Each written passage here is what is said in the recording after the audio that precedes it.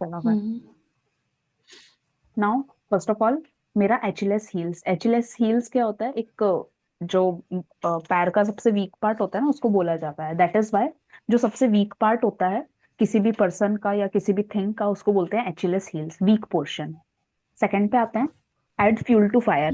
Fuel to fire का मतलब fire already जल रही है, इसमें मैं फ्यूल डाल रही हूँ, इसका मतलब जो ऑलरेडी कंडीशन बैड है मैं उसको और to worse. Make a situation worse. हाँ। Third, an armchair job. Armchair job का मतलब होता है, armchair job, armchair किसको बोलते हैं? जिस पर अपन आराम से बैठे हुए होते हैं, है ना? सो आर्म चेयर जॉब का मतलब होता है इजी जॉब, जो अच्छा पे करती है। फोर्थ पे, an axe to grind. An axe to grind पहले किसी इंसिडेंट से निकला हुआ है। पहले क्या होता था? पहले लोग अपने किसी का रेवेंज लेने के लिए या किसी का बदला लेने के लिए अपनी जो कुल्हाड़ी थी उसको शार्पन अप करते थे, है ना? ग्राइंड का मतलब होता है शार्पन अप करना। So that is why an axe to grind, इसका मतलब सेल्फिश मोटिव होना, कुछ सेल्फिश कारण होना। Now, an iron will. An iron will का मतलब होता है कि विल का मतलब इच्छा। सो कोई भी स्ट्रॉन्ग डिटर्मिनेशन या कोई भी स्ट्रॉन्ग किसी की इच्छा होती है, डिटर्मिनेशन होती है, उसको बोलते हैं। ये वाला जो कवर है ये किसी की बुक से उठाया हुआ है। सो एन आयरन विल। आगे आते हैं, an old flame. An old flame का मतलब होता है पुराना प्यार, है ना? जैसे यहाँ पे मुझे इमेज मिली थी, इसमें वो दो मोमबत्तियां आई हुई होती है और वो उसको इंट्रोड्यूस करते हुए बोल रही है कि that is just an old flame. फिर आगे आते हैं, an old head on young shoulders. Old head on young shoulders का मतलब होता है कि बहुत ही छोटी उम्र में जिम्मेदारी आ जाना, या फिर बहुत ही छोटा होते हुए भी बहुत ही मैच्योरली बिहेव करना। आगे आते हैं, olive branch. And olive branch का मतलब होता है कभी भी किसी से पीस करनी होती है तो एक पीस का वो संदेश होता है कि हाँ, नाउ वी वांट पीस। अब जितना भी जो भी वॉर वाली सिचुएशन हुई, it's okay, let it go, अब हमको पीस चाहिए। तो जो पीस का संदेश होता है एन ऑलिव ब्रांच, उसके लिए यूज किया जाता है। आगे आते हैं, Apple of Discord. Apple of Discord एक माइथोलॉजी से ऑब्टेन हुआ है। I if I am right, एक ग्रीक माइथोलॉजी होती है। तो उसमें क्या होता है, ये जो गॉडेस है, she was a goddess of Discord. जो झगड़े की जो गॉडेस होती है, जो देवी होती है, उनको बोलते हैं। इनका नाम एरन था।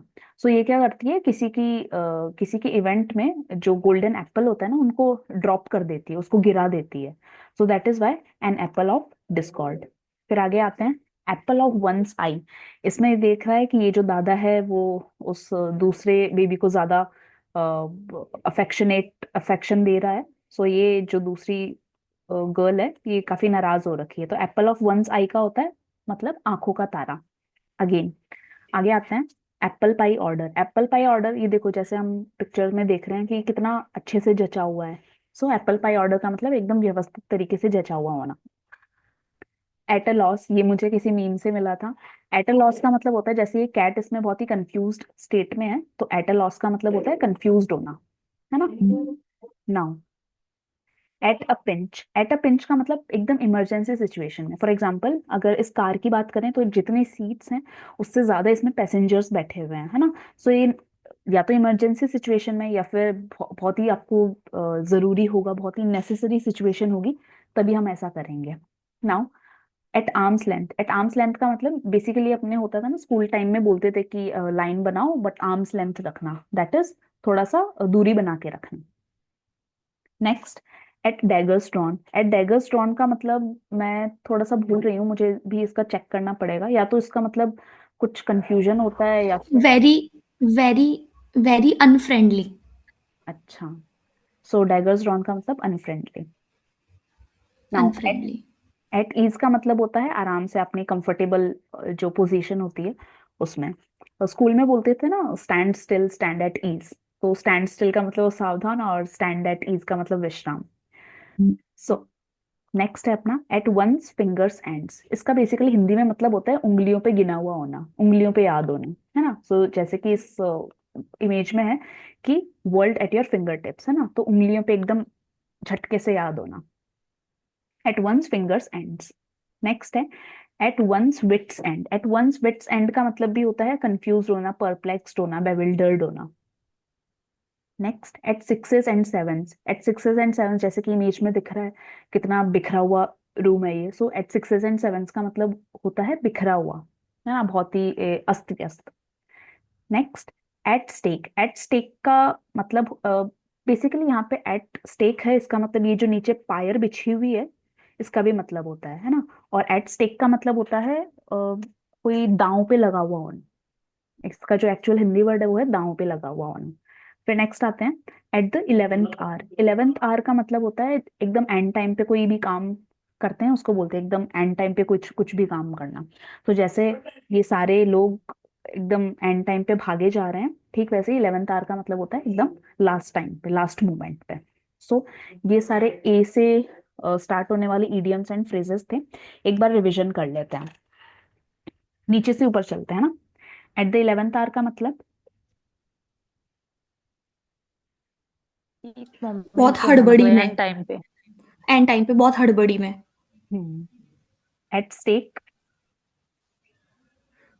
दांव पर होना। ओके। हाँ, दाव पर। At six. एक मिनट, फॉर एक minute, at stake and for God's sake, ये एक ही वर्ड है क्या? नहीं, फॉर गॉड्स सेक का बिल्कुल मतलब अलग होता है, हो गया ना। फॉर गॉड्स सेक का मतलब, भगवान के भगवान लिए। के लिए या फिर हाँ। और एट स्टेक का मतलब होता है दांव पे लगा हुआ होना। फिर आगे आते हैं, एट सिक्सेस एंड सेवेंस का मतलब और बिखरा हुआ, मैसी होना या फिर बिखरा हुआ मैसी होना, होना। जो अनऑर्गेनाइज्ड होता। Unorganised. At one's wits end. यहाँ से देखा नहीं है मैंने। At one's wits end. Confusion. जैसे ये लेडी हमको बहुत ही कंफ्यूज्ड स्टेट में दिख रही है, बहुत ही परप्लेक्स दिख रही है। अच्छा, बाय द वे, कंफ्यूज का जो सिनोनिम है that is perplexed. PERPLEXED, perplexed, है ना। फिर ऊपर आते हैं, एट वंस फिंगर्स एंड, उंगलियों पे गिना हुआ होना। फिर ऊपर, एट ईज का मतलब आराम से, कंफर्टेबल पोजीशन में। एट डैगर्स ड्रॉन का मतलब बहुत ही अनफ्रेंडली। एट आर्म्स लेंथ का मतलब वन एक हाथ की दूरी वन होना। Hand distance, one hand distance. दूरी बना के रखना। एट अ पिंच, इसमें हमने देखा था कि ये जैसे इमरजेंसी सिचुएशन में, इमरजेंसी सिचुएशन में इस कार में इतने सारे लोग ठूस के जा रहे हैं, है ना, तो ऐसा कभी भी हम इमरजेंसी, एडजस्टमेंट करना। हाँ नहीं, एडजस्टमेंट को नहीं बोलेंगे, जब हमें बहुत ही जरूरी हो जाता है, नेसेसरी सिचुएशन। हाँ, बहुत ही जरूरी हो जाता है या इमरजेंसी हो जाती है, उसको बोलते हैं एट अ पिंच। फिर ऊपर आता है at a loss, confused. Confused. जैसे यहाँ पे कैट हो रखी है। Apple pie order. Arranged form में, बहुत स्पेसिफिक अरेंज्ड फॉर्म में। Apple of one's eye. किसी आंखों का तारा। फेवरेट होना किसी का। फिर apple of discord. Dispute position. हाँ, मतलब झगड़े की फसाद। फिर an olive branch. Olive branch. Peace. किसी को पीस के लिए संदेश भेजना ना, पीस का संदेश basically. An old head on young shoulder.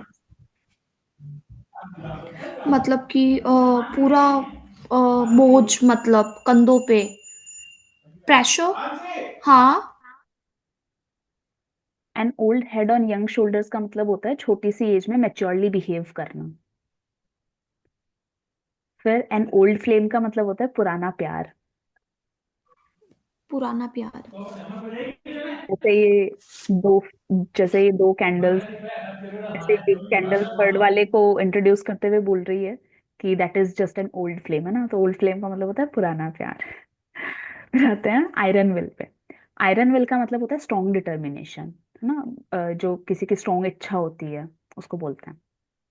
N axe to grind, इसकी एक बैक स्टोरी है। पहले क्या होता था कि सेल्फिश मोटिव के लिए लोग क्या करते थे, किसी से बदला लेने के लिए अपनी जो कुल्हाड़ी थे उसको घिसते थे ना। ग्राइंड का मतलब शार्पन अप करना।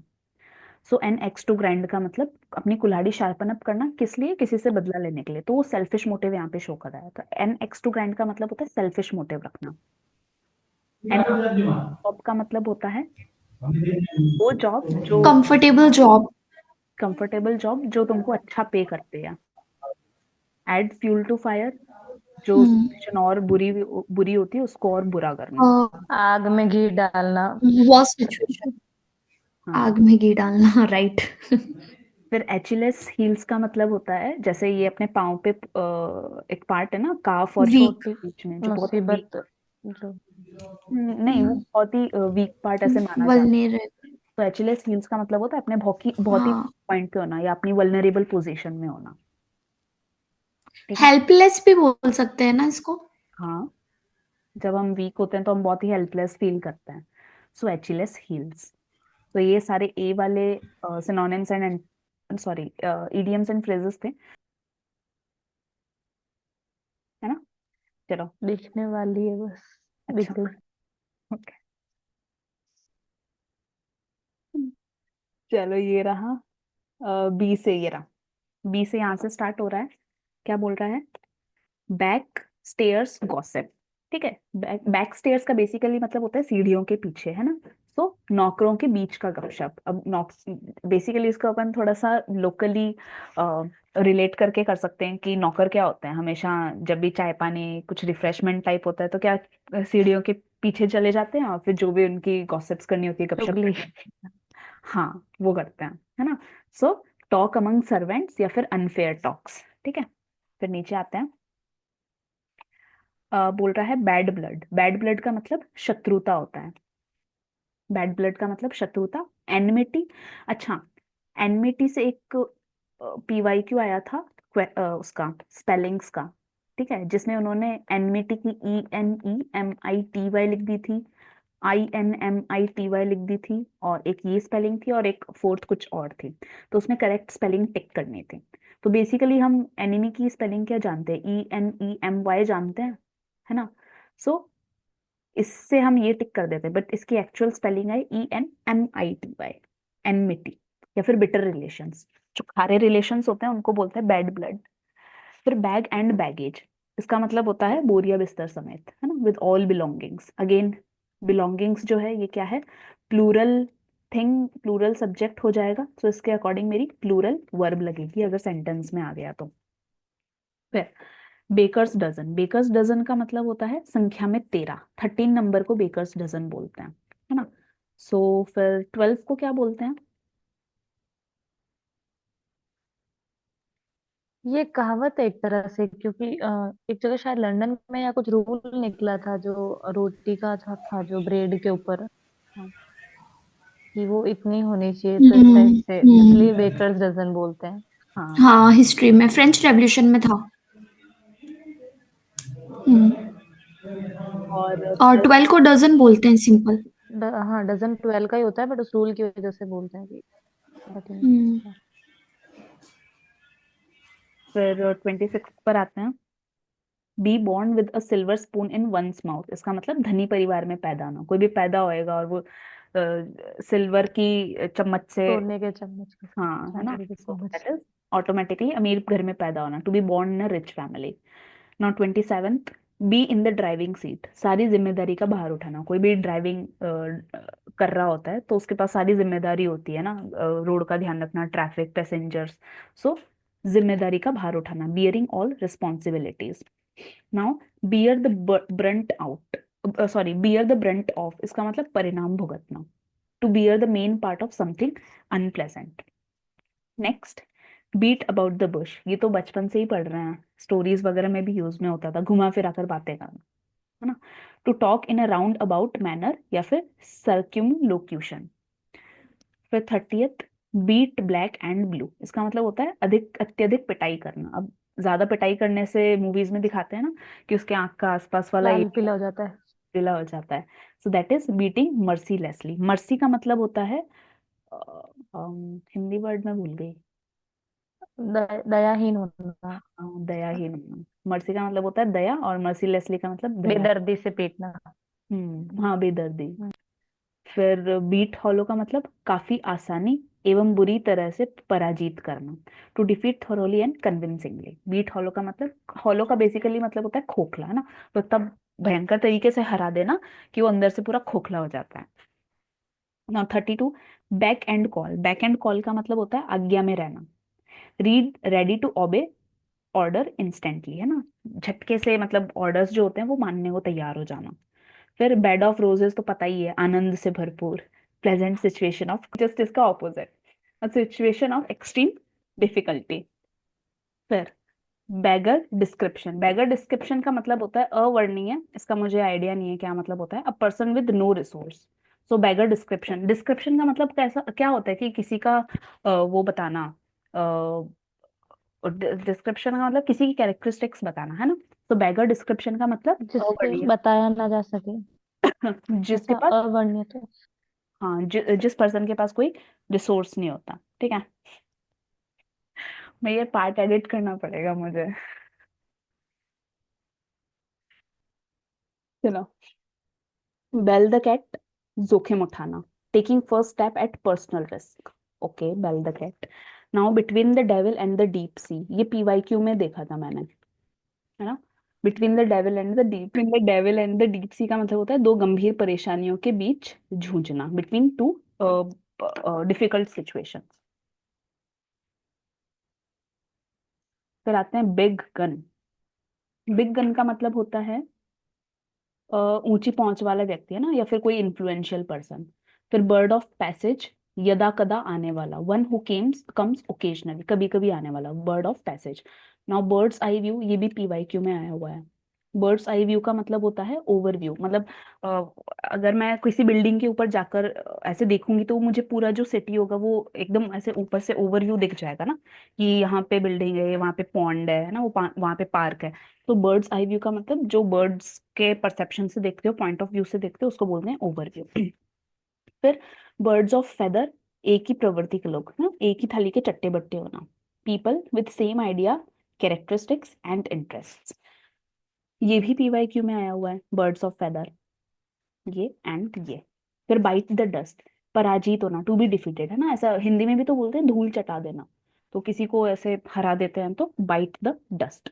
फिर ब्लैक शीप, ऐसा व्यक्ति जो परिवार या टीम के लिए शर्मिंदगी का कारण बने। कभी कभी होता था स्कूल में, हम कोई काला गेम, धब्बा। हाँ, गेम्स एंड स्पोर्ट्स खेलते थे और टीम में एक ऐसा प्लेयर होता था जो पूरी टीम को हरा देता था। सो उस पर्सन को बोलते हैं black sheep, a person who is regarded as disgrace for his family या फिर टीम, अपनी टीम या फिर फैमिली के लिए डिस्ग्रेस होना, काला धब्बा। फिर ब्लाइंड एले। ब्लाइंड एले का मतलब होता है कार्य जिसमें आगे प्रगति संभव नहीं है, a situation in which no further progress can be made. अर्थ में भी तो ऐसा होता है, एक टाइम तक हम गड्ढा खोद सकते हैं तो उसके बाद हम नीचे नहीं जा सकते कोर में, तो तब हमारे लिए ब्लाइंड एले आ जाता है। Meeting between a girl and a boy who have not met before. Blind का बेसिकली मतलब होता है कि अंधा, है ना, तो तुमने सामने वाले पर्सन को देखा ही नहीं है, सो ब्लाइंड डेट। फिर 46, ब्लो वंस ओन ट्रम्पेट, ये भी पीवाईक्यू में आया हुआ है, खुद का बीन बजाना, हिंदी में जिसको बोलते हैं, अपने मुंह मियां मिट्ठू करना, टू प्रेज वन सेल्फ। अब प्लीज आप लोग स्पेलिंग्स चेक करते हुए चलना। स्पेलिंग्स तो मतलब खुद ही पढ़ लेंगे ना, क्योंकि स्पेलिंग्स का अलग से सेक्शन आता है। चार स्पेलिंग्स दे देंगे और बोलेंगे बताओ कौन सी सही है, और ये भी कुछ इन्हीं में से ही होगी जो भी लिखी हुई है। प्रेज हो गया, प्रेज को किसी भी उटपटांग तरीके से लिख देंगे, PREI ऐसे ही लिख देंगे, है ना, सो उस टाइप से। नाउ ब्लू ब्लड, कोई शाही व्यक्ति, रॉयल और एरिस्टोक्रेटिक डेसेंट। ब्लू बुक का मतलब होता है सरकारी रिपोर्ट या गवर्नमेंट रिपोर्ट, है ना, आर्काइव बेसिकली, गवर्नमेंट आर्काइव। फिर बॉडी एंड सोल का मतलब एंटायरली, पूरे तरीके से। बोल्ट फ्रॉम द ब्लू, ये इंपॉर्टेंट है, पीवाईक्यू में आया हुआ है। बोल्ट फ्रॉम द ब्लू का मतलब होता है अनएक्सपेक्टेड प्रॉब्लम। फिर बोन ऑफ कंटेंशन भी पीवाईक्यू में आया हुआ है, झगड़े की वस्तु या फिर सब्जेक्ट ऑफ डिस्प्यूट। चलो आगे चलते हैं, और बी के बहुत नहीं, कम ही है, आगे चलते हैं। बून ब्लेसिंग, बून या फिर ब्लेसिंग इन डिस्गाइज, छिपा हुआ वरदान, कोई हिडन ब्लेसिंग हो गई, है ना। बॉसम फ्रेंड, बहुत ही जिगरी दोस्त होना, फास्ट फ्रेंड होना। Break the ice, break the ice का मतलब होता है चुप्पी तोड़ना, है ना। चुप्पी तोड़नी। जनरली हम ट्रेन में कहीं जा रहे होते हैं, सेम बोगी के लोगों में जनरली क्या होता है, ब्रेकिंग द आइस हो जाती है, वो जनरली बातचीत कर लेते हैं, कहाँ जा रहे हो, हम भी वहीं जा रहे हैं, समथिंग लाइक दैट। तो ब्रेक द आइस का मतलब होता है चुप्पी तोड़ना या कॉन्वर्सेशन स्टार्ट करना। नाउ ब्रीथ वंस लास्ट, मर जाना ना, आखिरी सांस लेना। ब्रॉड डे लाइट, नाम से ही पता चल रहा है दिन दहाड़े। In day light when crime can not be hidden, जब कोई क्राइम है वो छुपाया ना जा सके। ब्रोकन रीड, ब्रोकन रीड का मतलब होता है अविश्वासी व्यक्ति, अ वीक या फिर अनरिलायबल पर्सन, है ना, अनरिलायबल पर्सन जिस पर भरोसा नहीं कर सकते अपन। ब्राउन स्टडी का मतलब विचार मग्नता या a state of deep thought. Brown study, a state of deep thought. Bull in the china shop, ये PYQ है। इसका मतलब होता है जहाँ पे तुमसे एक्सपेक्टेड नहीं हो वहां पे पहुंच जाना, है ना, जो जगह के अनुकूल ना हो। One who is out of place in a delicate situation. Bull in the china shop. Now burn a hole in the pocket, इसका मतलब ऑफ कोर्स जेब फटने का मतलब, या फिर जेब में सिलाई खुलने का मतलब क्या होता है कि मनी स्पेंट क्विकली। हाँ, मनी स्पेंट क्विकली, शीघ्रता से खर्चा करना। Burn a hole in the pocket. Now burn one's fingers, खुद का नुकसान कर लेना। Burn the candle at both ends, waste money. अब ये मेरी कैंडल है, मैं इसको यहाँ से भी जला रही हूँ, मैं इसको यहाँ से भी जला रही हूँ, तो ये दोनों तरफ से जलाऊंगी तो जल्दी खत्म हो जाएगी, that is why to waste money, पैसा बर्बाद करना।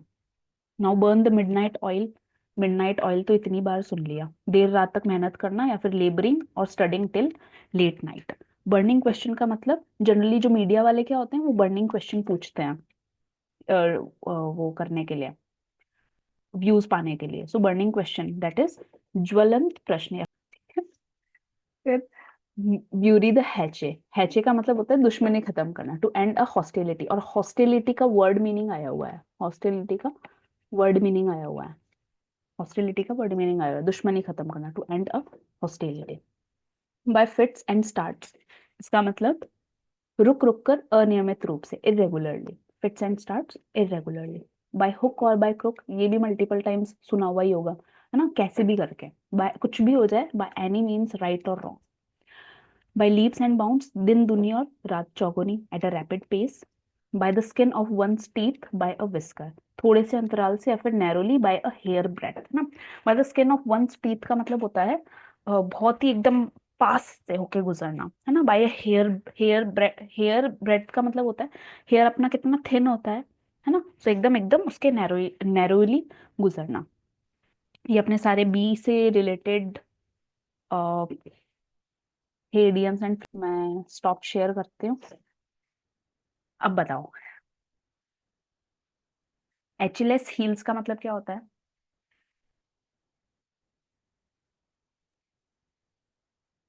ये छोटा सा ये जो पेन वल्नरेबल टाइप का जो पेनफुल सिचुएशन होती है तो वल्नरेबल या फिर वीक सिचुएशन। अनक्लियर था वो एक वीक सिचुएशन का। एचलेस हील्स का मतलब weak situation. Add fuel to fire, आग में घी डालना, किसी सिचुएशन को और वर्स करना। एन आर्म चेयर जॉब, आरामदायक काम हो जो अच्छी पे स्केल वाला है, मोटी रकम वाला। हाँ आरामदायक जॉब जो अच्छा पे करे। एन एक्स टू अच्छा ग्राइंड, पे।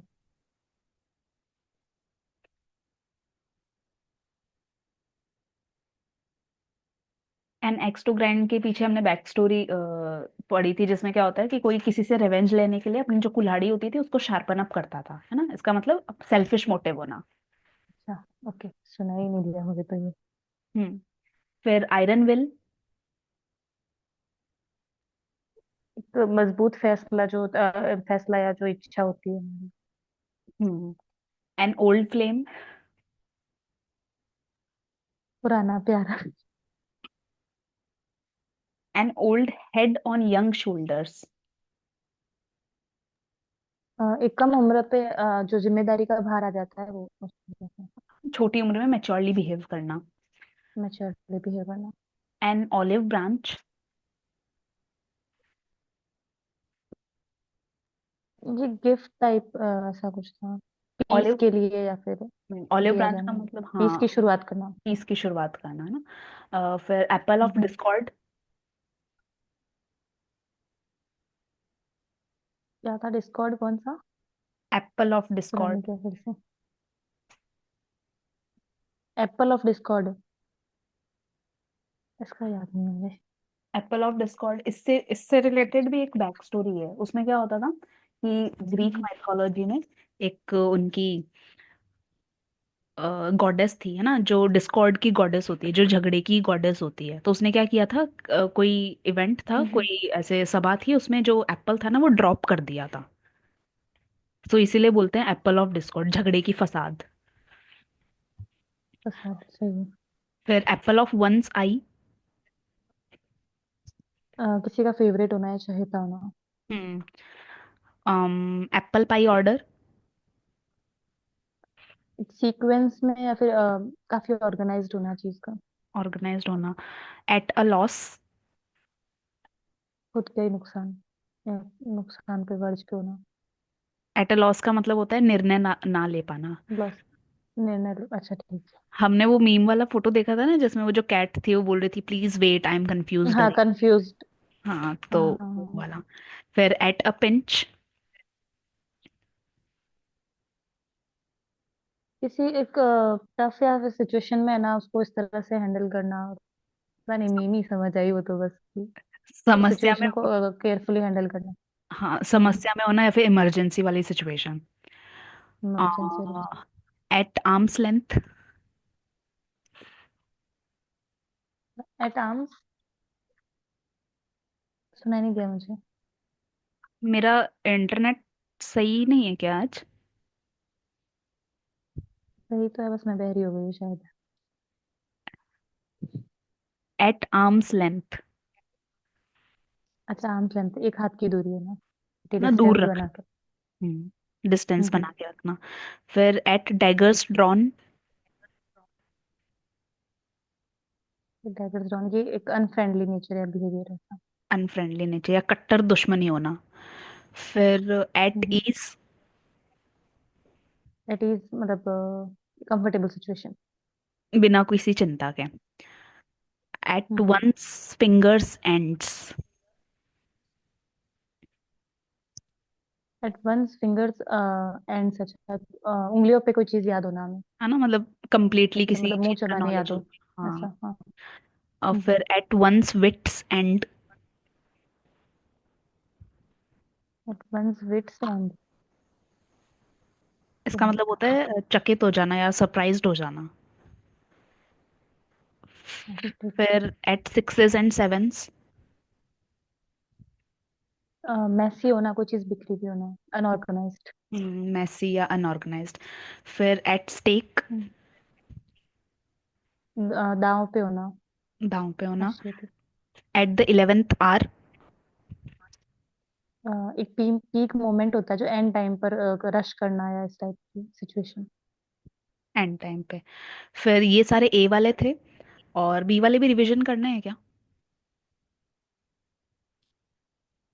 कर सकते हैं। ओके। Back stairs gossip. ये एक नौकरों की जो चुगली होती है, फिर पीठ पीछे बात करना। टॉक अमंग सर्वेंट्स, है ना, नौकरों सर्वेंट्स के गॉसिप। बीच की जो गॉसिप्स हम्म। होती है। ओके। सर्वेंट्स की बात। और बैड ब्लड। ये एक एनमिटी की सिचुएशन, एनमिटी और दुश्मनी type, bad relation. Bag and baggage. बोरिया बिस्तर वाली बोरिया बिस्तर या फिर बिलोंगिंग हम्म। हमारी। अ बेकर्स डजन। तेरह का जो होता है वही डजन, ये खास करके। Be born with a silver spoon. Dozen consist of तेरह। ओके, नेक्स्ट आ गया हम। रिच फैमिली में होना। Okay. Be in the driving seat. Born, अपनी रिस्पॉन्सिबिलिटीज खुद उठाना। हाँ, रिस्पॉन्सिबल होना मतलब सारी जिम्मेदारी का भार उठाना। रिस्पॉन्सिबल होना। हम्म। फिर बियर द ब्रंट ऑफ। अ, शायद किसी का परिणाम। एंगर या उसको उठाना। परिणाम वही बियर द झेलना, वही ब्रंट। परिणाम भुगतने को रेडी रहना, हाँ। फिर बीट अबाउट द बुश। बातों को घुमा के बात, मतलब घुमा के बात करना। Beat black and blue. खूब बुरी तरह से पिटाई करना। Beat hollow. अ, उसको इस तरह से पीटना कि लाइक वो संभल ना सके, या उसको कमजोर कर देना किसी को, बुरी तरह से हरा इस तरह से देना। हराना किसी को, हरा देना, डिफीट करना। हम्म। फिर बैक एंड कॉल, BECK वाला बैक। किसी के ऑर्डर मानने के लिए जो रेडी रहता है हमेशा, ओबे करने के लिए। चलो फिर बेड ऑफ थॉर्न्स, दुख एवं तकलीफ से गुजरना। फिर बैगर डिस्क्रिप्शन, बैगर, अवर्णनीय, जो बताया ना जा सके ऐसा सिचुएशन। वो पर्सन जिसके पास कोई रिसोर्स नहीं होता। रिसोर्सेज नहीं, रिसोर्सलेस। फिर बेल द कैट। जोखिम उठाना, हम्म बिल्ली के गले में घंटी बांधना। Between the devil and the deep सी। आगे कुआ पीछे खाई, हाँ दोनों तरफ मुसीबत हाँ। होना, यानी कि। Big gun. Big gun is like पहुंचा हुआ व्यक्ति जो होता है। बर्ड ऑफ पैसेज, कैटेगरी में।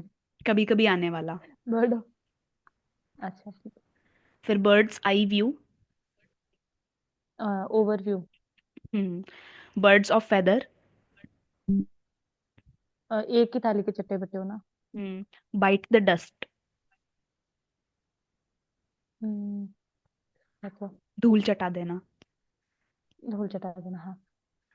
फिर ब्लैक शीप, ब्लैक शीप एक काला धब्बा, या किसी जो एक दाग वाला जो होता है कि शर्मिंदगी वाला अच्छे लोगों के बीच में शर्मिंदगी वाली हम्म। वाला पर्सन, जो फिर शर्मिंदा है, हाँ। ब्लाइंड एली, जिसके आगे जिसमें कोई सॉल्यूशन ना निकल पाए, डेड एंड आ जाए, हाँ ऐसा। Dead and. ओके।